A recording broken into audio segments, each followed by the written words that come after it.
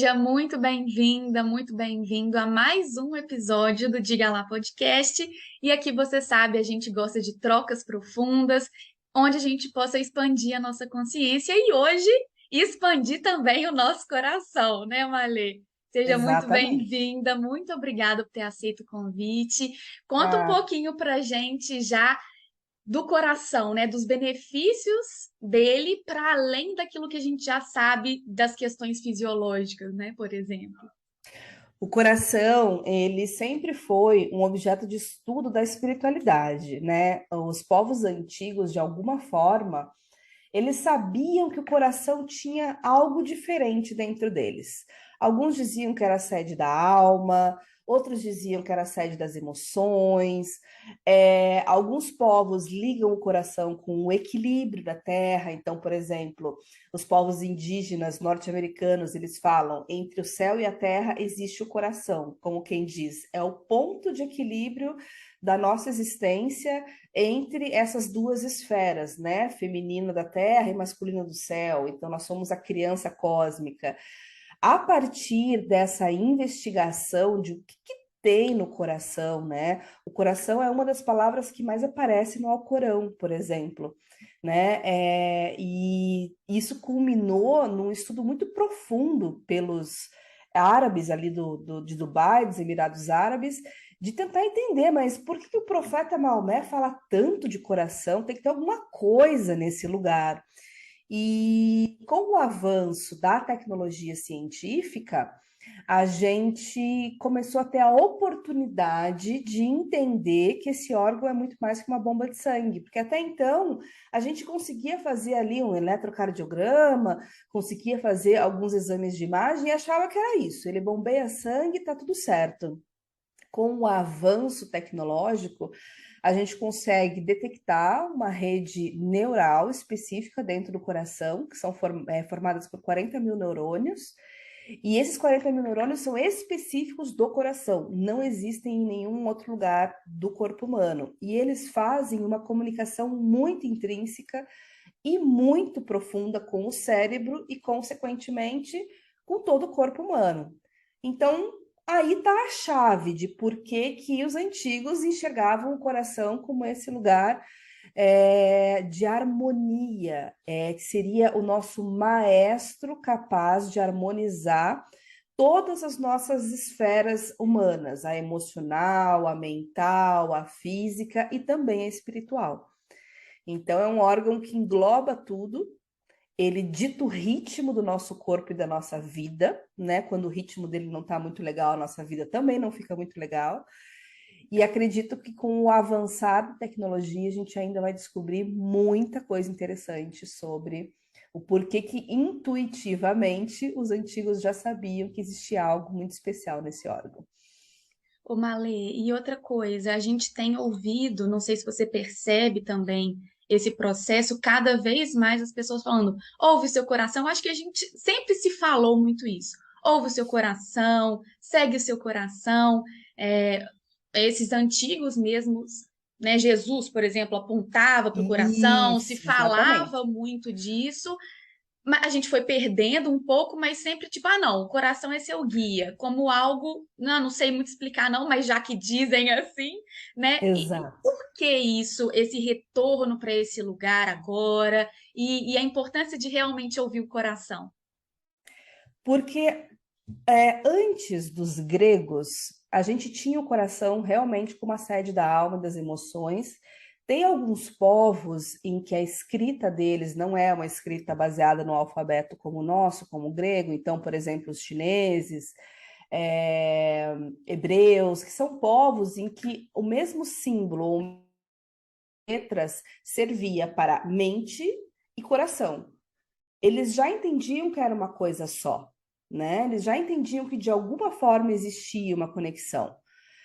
Quando a gente chega aqui no Ocidente, ali na época dos espartanos, na época das grandes guerras, né, das guerras mais organizadas, né, principalmente da Grécia, Atenas, Esparta, a gente vem para um lugar em que a razão é muito necessária para enfrentar esse momento de guerras e expansão de impérios, porque quando você vai para uma guerra, se você mantém o teu coração à frente, você já nem vai, né?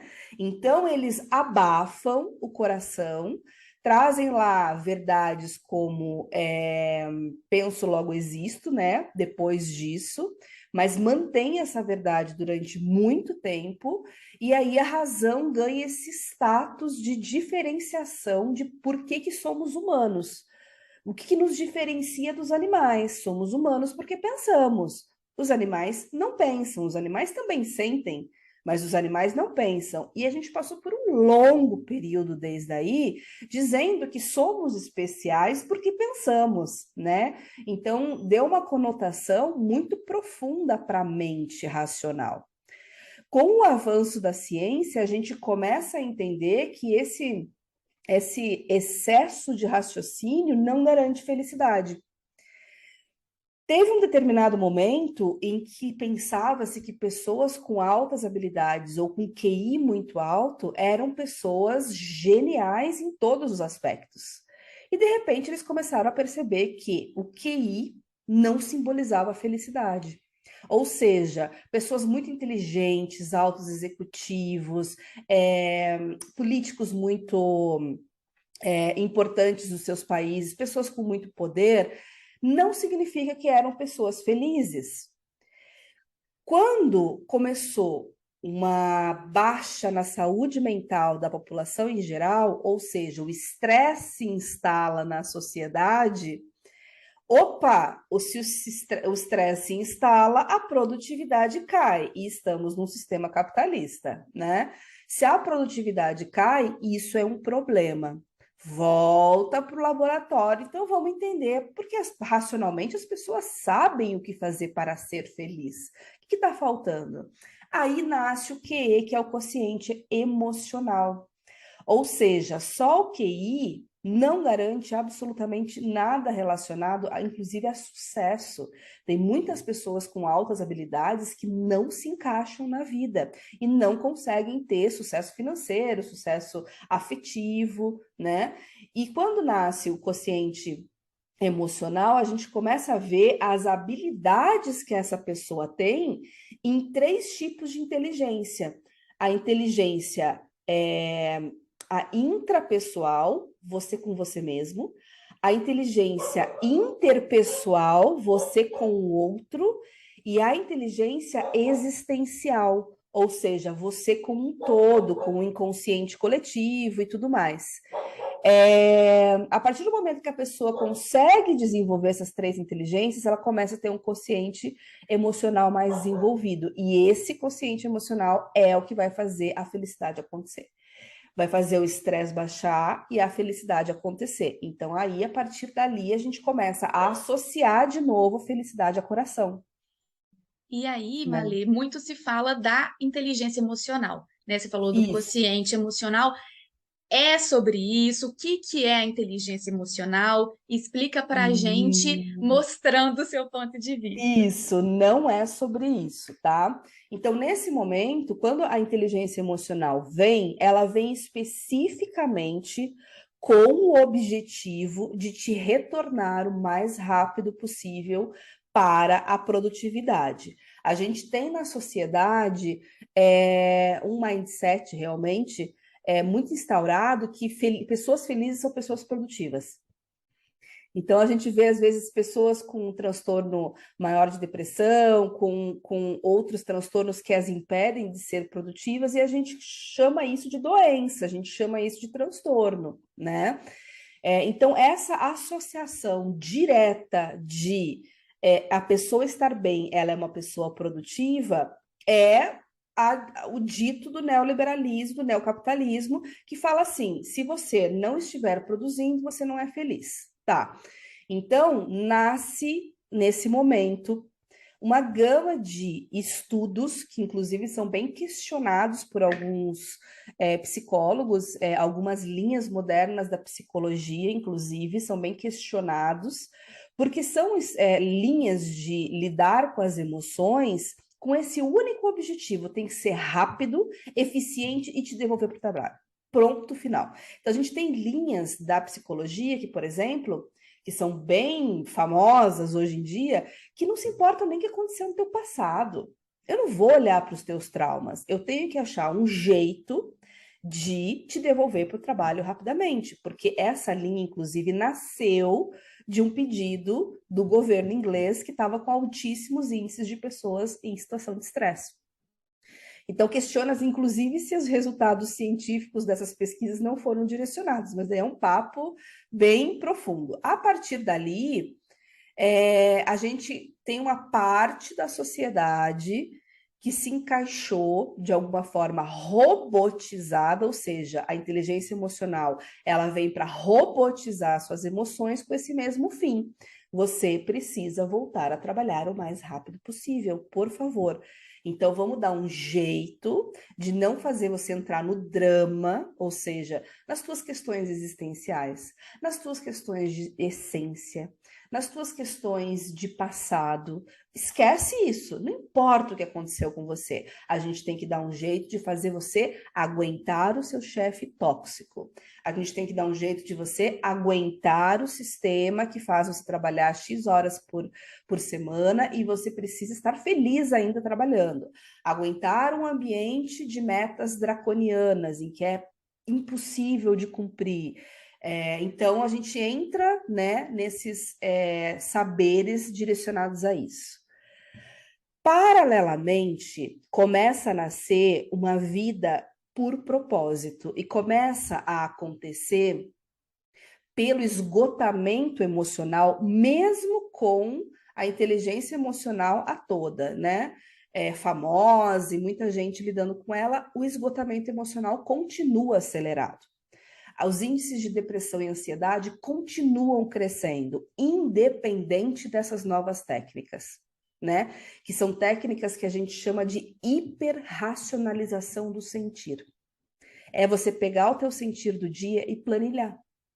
Basicamente isso. E eu senti isso, e eu fiz isso com esse sentir, e o meu comportamento foi X para moldar o teu comportamento. Só que pessoas são complexas. E pessoas não se resumem a um cérebro. Esse incômodo fez com que algumas pessoas abandonassem carreiras muito bem estabelecidas, muitas delas. A espiritualidade vem com um papel fundamental nessa volta, porque são pessoas que começam a buscar de novo um propósito. A gente vê o nascer desse movimento aqui no Ocidente com os hippies dos anos 60 e 70. Então eles já começam a acordar e dizer: ei, tá tudo errado, né? Tá errado jovem ir morrer no Vietnã. Tá errado a gente viver para trabalhar e morrer logo em seguida. E isso começa aos poucos a ganhar corpo.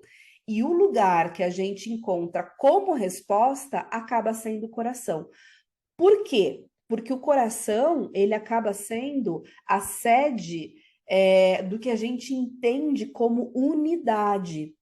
Então, quando a gente descobre, através da ciência, que os sentimentos bons, os sentimentos positivos, o que a gente chama de sentimentos regeneradores, eles literalmente fazem bem para o nosso corpo, mas literal, produzem bons hormônios, eles arrumam a nossa homeostase, ou seja, pressão sanguínea, temperatura do corpo, toda a química do corpo fica perfeita quando a gente mantém bons sentimentos na nossa vida.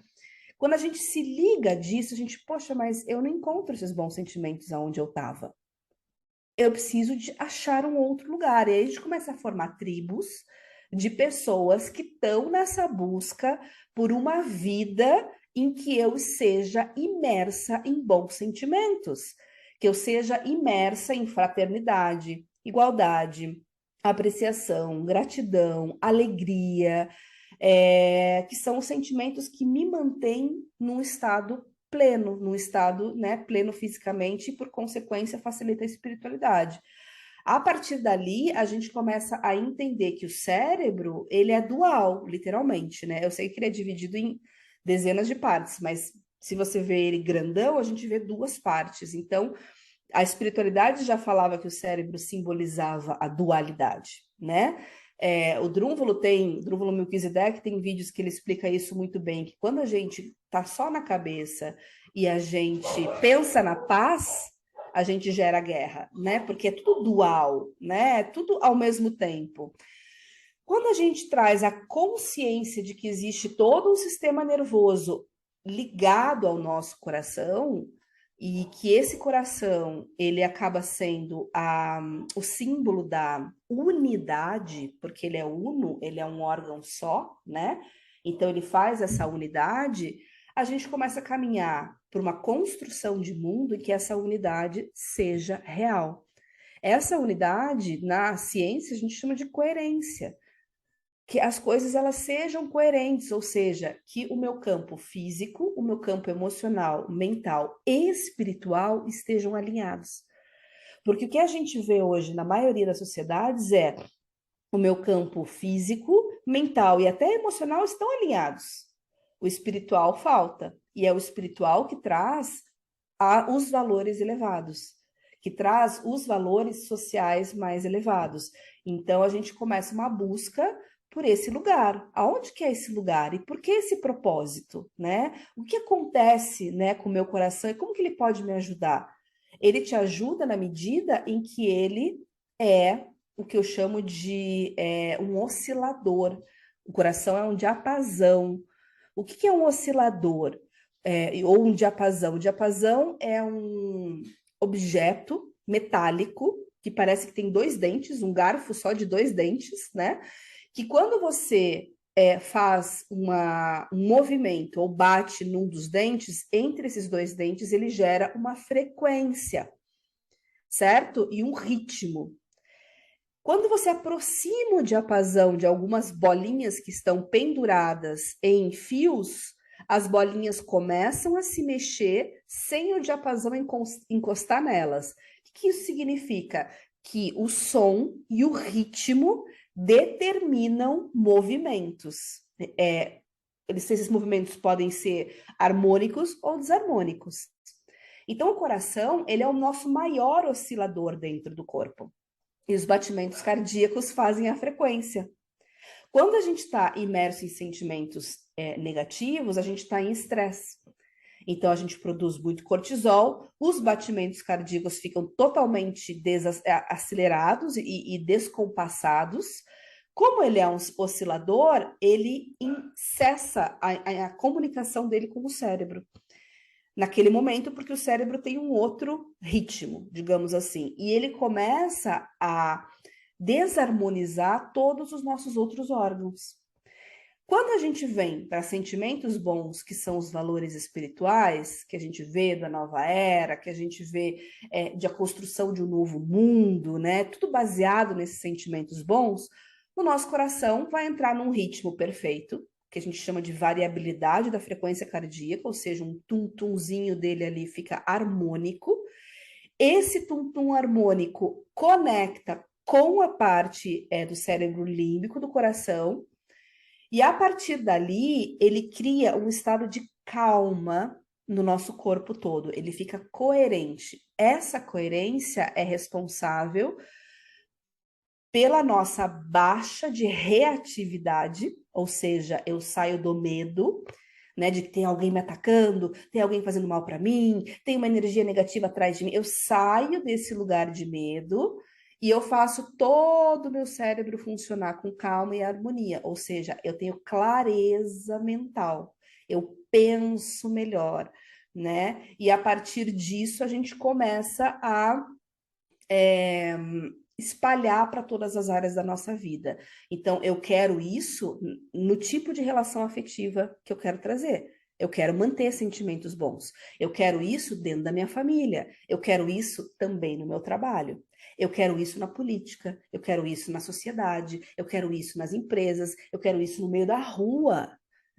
E aí começa um movimento de várias pessoas questionarem o propósito da vida e encontrarem no coração uma das vias, inclusive, de explicação biológica para aquilo que a espiritualidade falava há tanto tempo.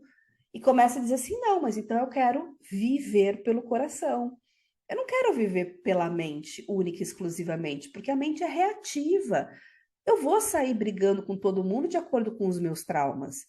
Então, eu quero sair desse lugar, eu quero que ela fique mais harmônica e eu quero viver nesse lugar de harmonia. E aí a gente quer construir esse mundo todo a partir disso, né? E daí que tá a diferença da inteligência emocional para a inteligência do coração, né, Malê? Eu acredito que Exatamente. essa inteligência do coração seja mais abrangente pelo ser humano Exato. completo, vasto que a gente é, levando em consideração todos esses segmentos, né? Assim, numa frase bem simples, a diferença entre inteligência do coração e inteligência emocional é que a inteligência do coração te traz a consciência do amor. A partir do momento que você descobre que o amor é uma das formas de você ter harmonia na sua vida a partir do seu corpo físico, eu não tenho como não querer viver em estados de amor, né? A inteligência emocional, ela vai no máximo até uma empatia, mas muito ligada a essa empatia entre pares dentro de empresas. Então, ela te mantém ali, olha, ouça o seu colega, mas ela não chega no estado de tem amor por essa existência que está na tua frente. Essa existência que está na tua frente, ela também é uma existência cheia de história, cheia de traumas, cheia de medos. Então, ela aprofunda muito esse estado em que a gente começa a compreender que literalmente a gente é uma coisa só, né, conectados pelo nosso campo eletromagnético do coração.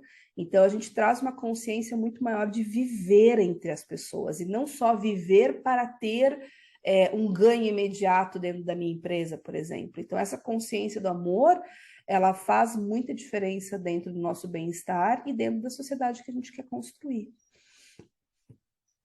Com relação às emoções, a inteligência emocional, ela também vai fazer melhor ainda do que essa inteligência emocional, de autorregulação e de não abafamento também. Eu acho que isso é legal você falar, né, Malê? Exato. De não Isso. abafar essas emoções que atravessam a gente, que muitas vezes a gente quer esconder, a gente sofre, ela vai guardando, vai Isso. guardando, vai guardando. Fala um pouquinho disso. Exatamente. Então, a inteligência emocional, ela vai te direcionar para você controlar as suas emoções, né? Então, ela te diz o seguinte: você tem que ser forte e resiliente o suficiente para aguentar uma porrada que veio de algum lugar do teu entorno e você se manter em pé, se manter firme e terminar essa reunião, né? É aquela coisa muito severa até mesmo, né? Então, a inteligência emocional, ela trabalha muito nessa via de ter uma resiliência para aguentar o que vem de ruim do mundo, né? E continuar atuando apesar disso. E isso envolve a supressão de sentimentos. Isso envolve, inclusive, você nem precisar conhecer os seus sentimentos, muitas vezes, né? Você conhece ali alegria, tristeza, raiva, e é isso. Não sei, não conheço a gama total de sentimentos e a diferença que existe entre eles.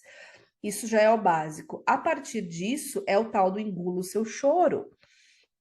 É o engula seu choro do adulto. Por que é o engula seu choro do adulto? Porque eu chamo, né, por ter vindo do mundo corporativo, eu falo que as empresas é a escola do adulto. Porque empresa e escola é a mesma dinâmica castradora. Igualzinho, na escola a gente tinha que ter um comportamento para atingir metas, que era passar de ano, né? Na empresa, a gente também tem que ter um comportamento padronizado para atingir metas estabelecidas por um CEO. É a mesma coisa, né? Então, na escola, a gente também é ensinado desde pequena a engolir o choro. Engula esse choro, deixa de drama, para de mimimi. Não seja fraco, não seja mulherzinha. Quando, na verdade, como diz o Dr. Antônio Damasio, os sentimentos, eles são uma sinfonia na sua homeostase. Sentimentos e emoções fazem uma alteração química no teu corpo imensa. E isso é da natureza. Isso são bússolas para entender sobre si mesmo e o ambiente que você está. Quando a gente faz essa supressão, a gente perde essa oportunidade de autoconhecimento. E a gente vai fazendo o quê? guardando essa energia dentro da gente. Como diria Freud, a gente vai reprimindo essa energia dentro da gente. Porque emoção é moção em movimento, é energia em movimento. Então, emoção é literalmente energia, né? Quando a gente vai acumulando essa energia dentro da gente, ela vai para algum lugar. E geralmente ela vai para os órgãos, que a gente tem como órgãos de choque. Cada pessoa tem o seu, né?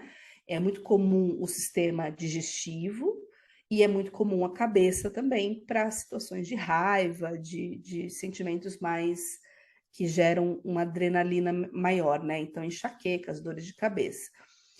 Quando a gente vai entender dentro da própria cardiologia ou da neurocardiologia toda a perda que o nosso coração tem com essa repressão de sentimentos, o órgão vai envelhecendo, o órgão envelhece mais rápido, o órgão vai perdendo a sua força, o órgão acumula gordura dentro dele, e isso já é notório, tanto que a gente ouve dos maiores cardiologistas, depois que você passou por uma cirurgia com eles, antes de te dizer faça uma boa dieta, eles falam vá ser feliz. Porque já é, sabe, algo que já está certo. Como eles mesmos falam, eu já enterrei muito atleta por ataque cardíaco. Não é só um corpo saudável, não é só uma alimentação saudável. Quando se trata de coração, é principalmente uma vida feliz. Aí a gente vê a grande maioria das pessoas do mundo que morrem de ataque cardíaco, né? Que é a principal causa de morte no mundo. Então, a inteligência emocional, ela acaba suprimindo esses sentimentos que viram doenças psicossomáticas. E a inteligência do coração vai dizer assim: não, sinta. Mas eu vou te ensinar um jeito de você sentir sem ter medo de sentir. De você sentir sem entrar num desespero, porque como as pessoas estão afastadas do seu sentir, quando elas sentem uma raiva, um ódio, um pavor, elas já entram em pânico. O que está acontecendo com o meu corpo? Nada além do normal. Então, eu vou te ensinar um jeito de você acolher esse sentimento, de você fazer com que ele seja realmente um professor da tua vida. Se você está entrando com um sentimento de pânico, quando você vê uma figura, por exemplo, de um chefe, isso é uma bússola para você entender sobre os seus traumas e sobre o ambiente que você está. Então, não suprima isso. E a inteligência do coração vai te dar ferramentas para você conseguir manter a calma, manter o coração desacelerado e deixar os sentimentos serem expressos, seja na forma de choro, seja na forma de, às vezes, um exercício físico, vai dar uma caminhada, vai se isolar um pouquinho, fica 10 minutos no teu canto, às vezes através da arte, vai escrever, vai pintar, vai cozinhar, vai fazer alguma coisa que você tire, né, o foco do sentimento e coloque em algo fora do teu corpo. Então, são várias possibilidades que, ao invés de dizer assim, engula o choro, diz assim, acolha o choro. E vamos fazer alguma coisa com isso, né? Vamos te ensinar a fazer alguma coisa com isso. Então, é um respeito à própria natureza humana, né? Malê, você acha que isso diretamente está ligado à nossa evolução enquanto ser humano, enquanto espécie, enquanto humanidade? Com certeza. E o mais interessante disso é que a gente já ouvia, né, muitas histórias antes da própria teosofia da Blavatsky, porque ela, na verdade, ela organizou, né, saberes ancestrais a ela, mas a gente já ouvia na tal da quinta dimensão, sobre a tal da quinta dimensão. A gente já ouvia que, poxa, a gente tem que sair do mundo de expiação e vir para o mundo de regeneração. Poxa, a gente tem que ir para um paraíso, onde lá as pessoas se dão bem, as pessoas se abraçam. Quando a gente vê o nosso lar, né, mesmo uma coisa tão básica ali do Chico Xavier, ele já mostra, as pessoas estão em harmonia, as pessoas estão bem. Então, essa busca por esse mundo mais feliz e harmônico para todos é uma busca muito antiga. E hoje, com essa sabedoria do coração, a gente começa a entender que ele é possível, ele é palpável. Porque quando ele era muito abstrato da espiritualidade, a gente estava naquele lugar da crença. Ah, não, se você acredita, tudo bem, mas eu não acredito. Ficava no abstrato. Agora eu chego para você e digo assim: não, mas chego para uma senhorinha de 90 anos, evangélica, que ela tem a crença dela no Jesus dela e no paraíso e tudo mais. Eu chego para ela e falo assim: e se eu te disser que aquele sentimento bom que Jesus te ensinou, você pode sentir agora? Se eu te disser que aquela vida boa que você sonha em encontrar o dia que Jesus voltar, você já pode construir agora, na tua família, dentro da tua casa. Então a gente começa a materializar usando o discurso científico, porque temos uma sociedade racional, né?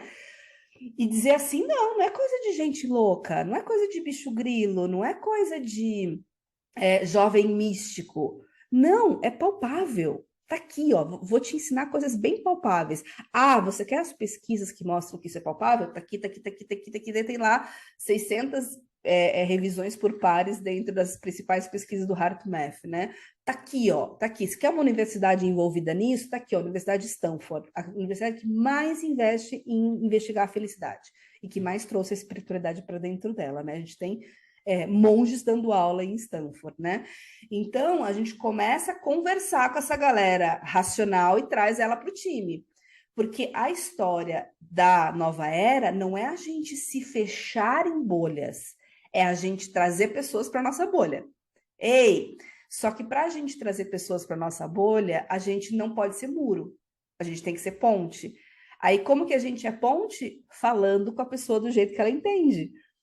Não adianta eu chegar com todo o meu discurso espiritualista, por mais maravilhoso que seja, e falar para ela, uma pessoa racional, às vezes até uma pessoa que é ateu, por exemplo, não vai ter uma ponte entre nós. Então a ciência, ela acaba fazendo essa ponte para a espiritualidade. Ela diz assim, olha, então eu vou te explicar de um outro jeito. Os teus hormônios, a tua química, a tua pressão arterial, e a gente faz a mesma coisa que a gente está tentando fazer há vidas e vidas e vidas, agora só com um discurso diferente, que é um discurso que não envolve a crença. Então, sim, é uma evolução, é um salto muito grande da gente entender que aquilo que a gente tinha como inimigo, que eram as nossas emoções e sentimentos, na verdade são mestres, são professores.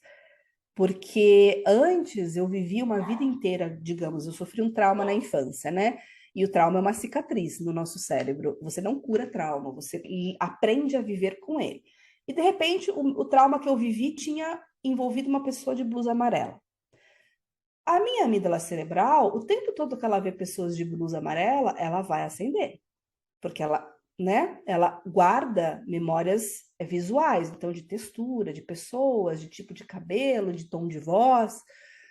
Se eu tô na inteligência emocional, suprimindo os meus sentimentos, cada vez que eu vejo uma pessoa de blusa amarela, o que eu tô fazendo? Engolindo o choro, tomando um remédio para me acalmar e sigo trabalhando, sigo trabalhando.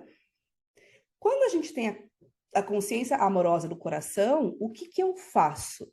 Eu começo a observar e digo, nossa, mas toda vez que eu vejo alguém de amarelo, me dá um aperto dentro de mim. O que será que é isso? Eu acolho aquele incômodo e eu olho para ele como um mega professor. E aí eu vou investigar. Aí eu vou para uma terapia, eu vou para uma leitura, eu vou para um curso, eu vou assistir um vídeo no YouTube, eu vou tentar descobrir por que que o meu corpo reage daquela forma àquele estímulo. Isso é uma evolução gigante, porque daí, além de eu conseguir saber conviver com esse estímulo, porque eu sei do que se trata, deixo de ter medo dele, eu deixo de espelhar no outro as minhas sombras. Porque não é sobre o outro, porque se eu saio brigando com todo mundo que tá de blusa amarela, vai chegar um momento que eu vou estar isolada na vida. Mas eu tô brigando com todo mundo que tá de blusa amarela porque eu sou ruim, eu sou uma pessoa má? Não, eu só tive um trauma e tá tudo bem. Não é para ir buscar e achar culpados desse trauma. É só para dizer, eu vivi isso, essa vivência marcou algo no meu cérebro. Então agora, esses sentimentos que são o alerta dessa vivência, eles me direcionam para dizer assim, ó, seguinte, a gente tem que mexer nisso. A gente tem que apertar esse parafuso aqui na tua máquina, mas está tudo bem, você não é menos, você não é errada, você não é menos competente por causa disso. Então a gente começa a entrar numa evolução de lidar com os sentimentos como quem respira. É natural, é normal. E da mesma forma, a gente está na nossa família e nas nossas relações mais próximas, quando a gente vê pessoas muito reativas, a gente já para e olha, essa pessoa tem algum trauma. Essa pessoa tem alguma coisa que ela não está enxergando. Nossa, mas será que se eu comprar um livro sobre trauma para ela e deixar assim meio perto dela, ou fingir que eu estou lendo aqui que está me ajudando muito, porque o exemplo, né, arrasta, ela vai se interessar. Eu começo a entender a linguagem do amor, que é a consciência maior do coração, e eu começo não a olhar como meu inimigo, eu começo a olhar como alguém que também precisa de uma ajuda e que também está ali para ser ajudado. E isso muda todo esse nosso combate. Somos inimigos, nos odiamos, olha o que ela fez comigo, olha o que ele fez com não sei o quê. Gente, aquilo foi o máximo que a pessoa conseguia com a história que ele tem. Então a gente começa realmente a viver a tal da fraternidade real, mas real, não só lá com Jesus tentando dizer isso pra gente, né? E isso é uma evolução magnânima em termos de relações sociais. Total, a gente está vendo essa transformação acontecer. Somos poucos ainda, mas estamos crescendo.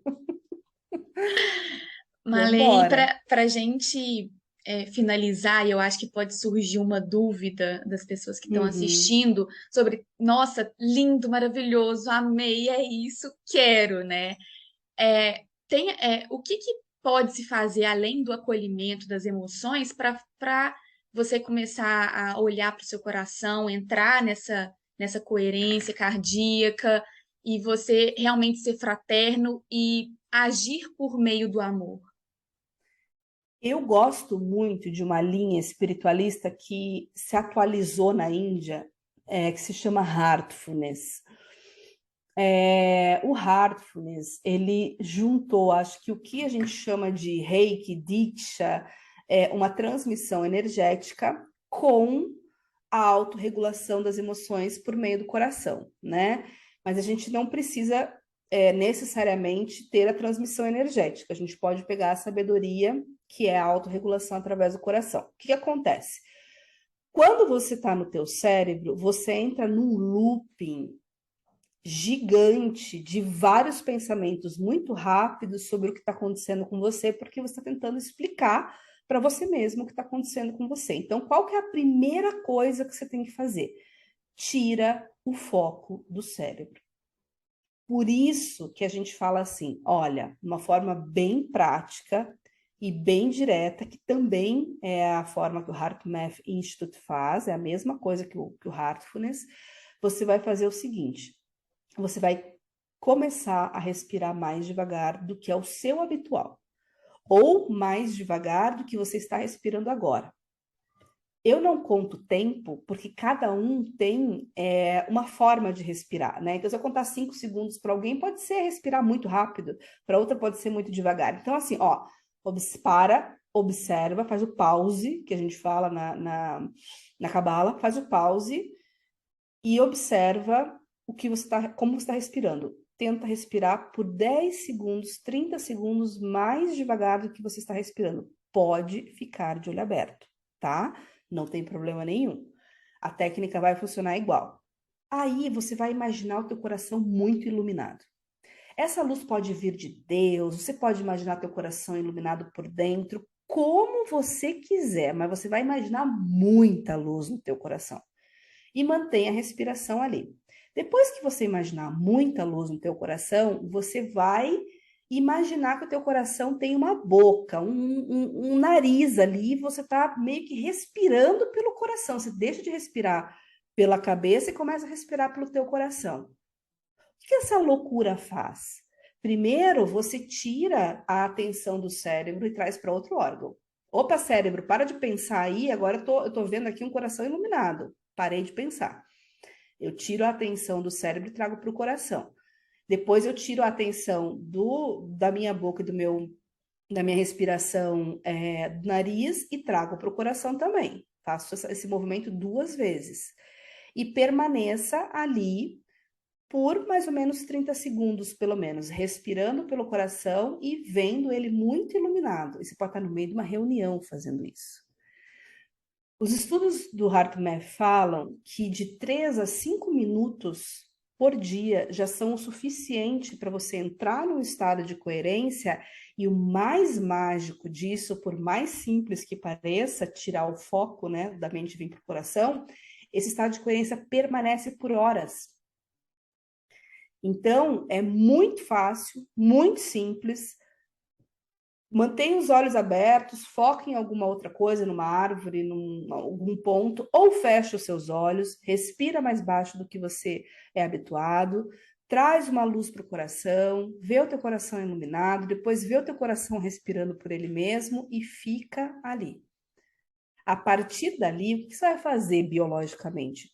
Você vai fazer uma conexão com o teu neocórtex, que é a parte pensante do teu cérebro, e esse neocórtex, que é mais lento no processar, ele vai ter tempo de te mostrar o caminho mais correto e claro para tomar aquela decisão. Seja uma decisão de levantar e ir embora, seja uma decisão de ir dar um respiro, dando uma volta na quadra, seja uma decisão de dizer, hoje eu saio daqui e busco uma terapia.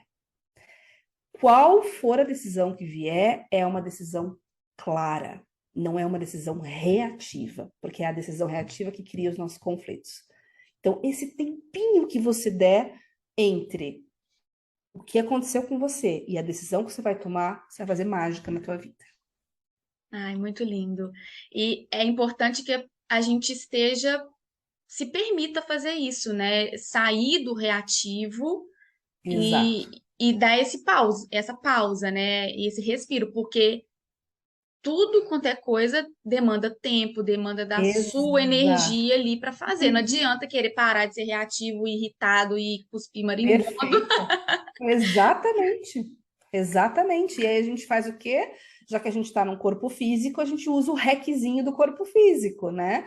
A gente tira a atenção da mente, né? E é diferente da gente meditar, e por isso que talvez as pessoas tenham tanta dificuldade de meditar, porque às vezes elas entendem que meditar é parar a mente. E para uma pessoa TDAH, por exemplo, que nem eu, a mente não para nunca. Ela nunca vai parar, mas nunca, de jeito nenhum. É 50 mil pensamentos por segundo. Então, eu preciso tirar o foco da mente. Vamos botar em outro lugar esse foco aqui, né? E aí a gente tira o foco da mente e é onde a gente consegue fazer esse trabalho, mesmo em situações de muito estresse, mesmo em situações em que você está assim completamente vendo que você vai ter uma reação impensada, tá? Então é orgânico, é natural, é para todo mundo, não precisa acreditar em nada, nada. Só faz do jeito que você quiser conceber essa luz. Eu falo que essa luz pode vir de Deus, porque pessoas religiosas gostam muito dessa abordagem, né? Conforta muito elas, mas não precisa, é do jeito que você quiser. Mas dá esse tempo da natureza para você conseguir ser mais inteligente do coração. Ai, amei. Malê, é sempre muito rico te ouvir. E foi um prazer ter você aqui com a gente nesse podcast, falando de forma tão fácil de entender. Eu acho isso ótimo em você. Eu acho que as pessoas que estão assistindo também vão gostar. E queria deixar um espaço aberto para você finalizar. Bom, o coração, quando ele entrou na minha vida em 2012, ele transformou a minha vida. Quando eu falo, ó, eu me emociono, olha, e é normal, tá, gente? Eu me emociono muito fácil, eu permito essa emoção acontecer, tá? Que é quando eu falo algo muito profundo, muito assim, real, verdade. O coração ele transformou a minha vida porque eu sou uma pessoa altamente sensível, e eu nem sabia que existia esse diagnóstico na época. E foi o lugar em que eu olhei para aquilo e falei, gente, eu sou normal. Eu sou uma pessoa absolutamente normal. Eu tô no mundo louco, mas eu sou uma pessoa normal. Então, quando a gente vê determinadas carimbos que a gente recebe na vida, Ah, você é muito sensível, você é muito dramática, você é depressiva, é ansiosa, agora tem todos os rótulos, né, da psiquiatria e da psicologia. Não deixe esses rótulos te definirem. A partir do momento que você tem um coração, você tem sentimentos, emoções que são teus professores para te direcionar qual é o melhor caminho para a tua vida. Então, a gente nunca foi ensinado a ouvir esses professores, mas a partir do momento que a gente para e dá o tempo para esse professor conversar com a gente começa a viver a tal da qualidade de vida que a gente sempre buscou. A gente vai ser perfeito prontamente? Não, mas a gente vai começar a dar o tempo da natureza certo para que a gente comece a ter uma qualidade de vida e seja realmente a mudança que a gente quer ver no mundo, real. E a mudança que a gente quer ver no mundo não é sobre ser perfeito, não é sobre não errar, não é sobre não ter nenhum tipo de pecado. A mudança que a gente quer ver no mundo é a gente se aceitar e se acolher como a gente é e saber o que fazer com isso. Essa mudança, sem se julgar tanto, sem se autopunir tanto, como as mulheres têm muito forte dentro delas, essa autopunição. Então, o coração vem para ser o teu mestre mesmo, de direcionamento, e como foi na minha vida, e tem sido na minha vida, de muita transformação, mas muita transformação. Da infância que eu tive e o diagnóstico que eu teria e do que eu sou hoje, é para todo psiquiatra e psicólogo olhar para mim e dizer assim: como é que você conseguiu? Olha, até 2012 foi aos trancos e barrancos, mas em 2012, quando o coração entrou na minha vida, e ele entrou pela espiritualidade no começo, pelo Drunvalo Melquisedeque, né? Quando eu fiz pela primeira vez o Despertar do Coração Iluminado, foi quando eu vi que, opa, tem outro caminho. E a partir dali, tudo mudou. Mudei de carreira, mudei de forma de me relacionar com pessoas, mudei as pessoas que eu atraio para minha vida, mudou tudo, tudo. Então, assim, o recado é: você é normal, tá tudo bem sentir, os sentimentos, eles são energias dentro de você mesmo, tem momentos em que você vai chorar, tem momentos em que você vai se emocionar, e tá tudo bem, ouça, acolha e segue o baile junto com o teu coração conectado com o teu cérebro e, por consequência, com toda a tua espiritualidade. Ai, que lindo! Muito, nossa, não tem como agradecer. Muito obrigada mesmo por essa partilha de todo o seu conhecimento. Gratidão mesmo, Malê. Eu que agradeço muito, muito, amei. Aí deixem aqui nos comentários o que vocês acharam, e eu vou deixar também na descrição o contato da Malê para você conhecer melhor o trabalho dela também. E até o próximo podcast.